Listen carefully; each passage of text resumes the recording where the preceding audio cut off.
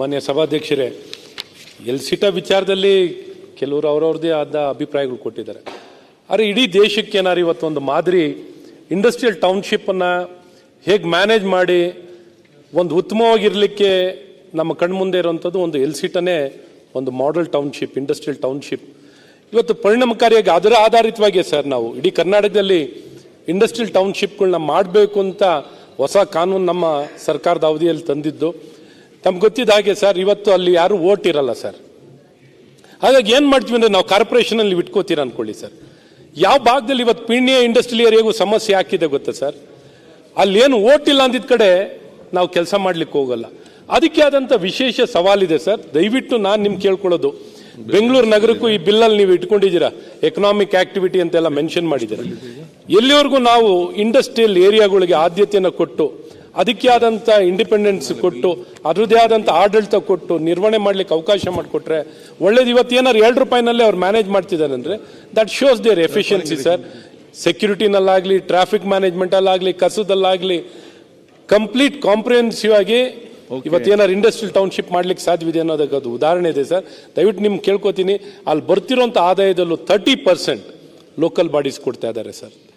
ಆದಾಯದಲ್ಲಿ 30% ತೆಗೆದು ಲೋಕಲ್ ಬಾಡೀಸ್ಗೆ ಕೊಡ್ತಾ ಇದ್ದಾರೆ ಸರ್. ಹಾಗಾಗಿ ಇದೊಂದು ಒಳ್ಳೆ ಮಾಡೆಲ್ ಸರ್. ಇದು ರೆಗ್ಯುಲರ್ ರೆಸಿಡೆನ್ಷಿಯಲ್ ಏರಿಯಾಗೆ ಹೇಗೆ ಟ್ರೀಟ್ ಮಾಡ್ತೀರಿ, ನಾನು ಆಗ ಮಾತಾಡಬೇಕು ಅಂತಿದ್ದೆ ಸರ್, ಒಂದು ಕೈ ತಪ್ಪೋಯ್ತು. ಇದರಲ್ಲೂ ನೀವು ಬಿಲ್ಲಲ್ಲೂ ಏನು ಮೆನ್ಷನ್ ಮಾಡಿದ್ದಾರೆ ಗೊತ್ತಾ ಸರ್, ಇಂಡಸ್ಟ್ರಿಯಲ್ ಏರಿಯಾಗೆ ಪ್ಲಾನ್ ಸ್ಯಾಂಕ್ಷನ್ BBMP ತಗೊಳ್ತೀನಿ ಅಂತ ಇದು ಮಾಡ್ತಿದ್ದೆ. ಇಲ್ಲ, ನಾನು Ashok, we have pass that this one ಜೀವನ ಆಗಿದೆ.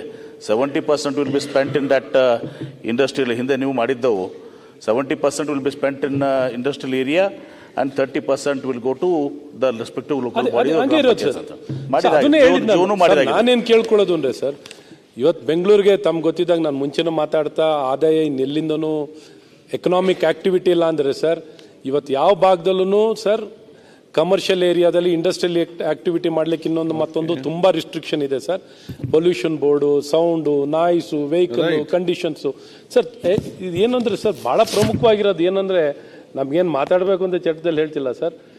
ಫಾರ್ ಬೆಂಗಳೂರಿನ ಪರ್ಟಿಕ್ಯುಲರ್ಲಿ ಆಕ್ಟಿವಿಸಮ್ ಎಷ್ಟಿದೆ ಅಂದರೆ ಸರ್, ನಿಮ್ಮ ರೆಸಿಡೆನ್ಷಿಯಲ್ ಏರಿಯಾದಲ್ಲಿ ಸರ್, ರೆಸಿಡೆನ್ಷಿಯಲ್ ಏರಿಯಾದಲ್ಲಿ ಸ್ಕೂಲ್ ಪ್ರಾರಂಭ ಮಾಡೋಕ್ಕಾಗಲ್ಲ because of the town planning act.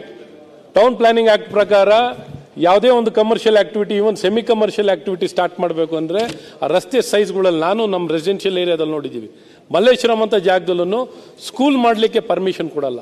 So ಆ ರೀತಿ ಲಿಮಿಟೇಷನ್ಸ್ಗಳು ಇಂಡಸ್ಟ್ರಿಯಲ್ ಏರಿಯಾ ಅಂತ ಬಂದಾಗ ತುಂಬ ಲಿಮಿಟೇಷನ್ಸ್ ಬರುತ್ತೆ ಸರ್.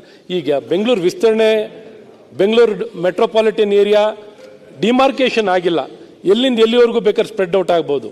ಸೊ ಎಲ್ಲ ಇಂಡಸ್ಟ್ರಿಯಲ್ ಏರಿಯಾಗಳನ್ನು ಒಳಗೊಂಡಂತೆ ಈ ಬೆಂಗಳೂರು ಒಳಗಡೆ ಸೇರಿಕೊಂಡಾಗ ಈ ಕಾರ್ಪೊರೇಷನ್ ಲಿಮಿಟಿಗೆ ಏನಾದ್ರು ಬಂದ್ಬಿಟ್ರೆ ತುಂಬ ಸಮಸ್ಯೆ ಆಗುವಂಥದ್ದಾಗುತ್ತೆ. ಹಾಗಾಗಿ ನಾನು ಸನ್ಮಾನ್ಯ ನಮ್ಮ ಉಪಮುಖ್ಯಮಂತ್ರಿಯಲ್ಲಿ ಕೇಳ್ಕೊಳ್ಳೋದು, ಇದನ್ನೆಲ್ಲ ಗಮನದಲ್ಲಿಟ್ಕೊಂಡು sir, ELCITA is a good model, ನೀವು ಗಮನದಲ್ಲಿಟ್ಕೊಳ್ಳಿ. ಮತ್ತೆ ಈ ಪ್ಲಾನ್ ಸ್ಯಾಂಕ್ಷನ್ಗೆ ಏನು ಇಲ್ಲಿ ಪ್ರೊವಿಷನಲ್ಲಿ ಈ ಪ್ಲಾನ್ ಸ್ಯಾಂಕ್ಷನ್ ಏನು ಮೆನ್ಷನ್ ಮಾಡಿದ್ದೀರಲ್ಲ ಸರ್, ದಯವಿಟ್ಟು ಅದನ್ನು ನಿಮ್ಗೆ ಕೇಳ್ಕೊಳ್ಳೋದು, plan sanction of the industrial units shall be done by the respective city corporation ಅಂತ ಹೇಳಿದ್ದೀರ. ದಯವಿಟ್ಟು ಏನು ಎಲ್ಸಿಟಾ ಮಾಡೆಲ್ ಥರ ಏನಿದೆಯೋ ಸರ್, ಅದನ್ನೇ ಇನ್ನೂ ಪೀಣ್ಯ ಇಂಡಸ್ಟ್ರಿಯಲ್ ಏರಿಯಾ ಅವಕ್ಕೆಲ್ಲ ಎಕ್ಸ್ಟೆಂಡ್ ಮಾಡಿ, ಅಥವಾ ಜಿಗಣಿ ಇನ್ನೊಂದು ಮತ್ತೊಂದು ಆ ಮಹದೇವಪುರದಲ್ಲೂ ಇಂಡಸ್ಟ್ರಿಯಲ್ ಏರಿಯಾಗಳಿದೆ, ಇದಕ್ಕೆಲ್ಲ ಎಕ್ಸ್ಟೆಂಡ್ ಮಾಡಿ ಅಂತ ನಿಮ್ಗೆ ಕೇಳ್ಕೊತೀನಿ. ಒಂದು ನಿಮಿಷ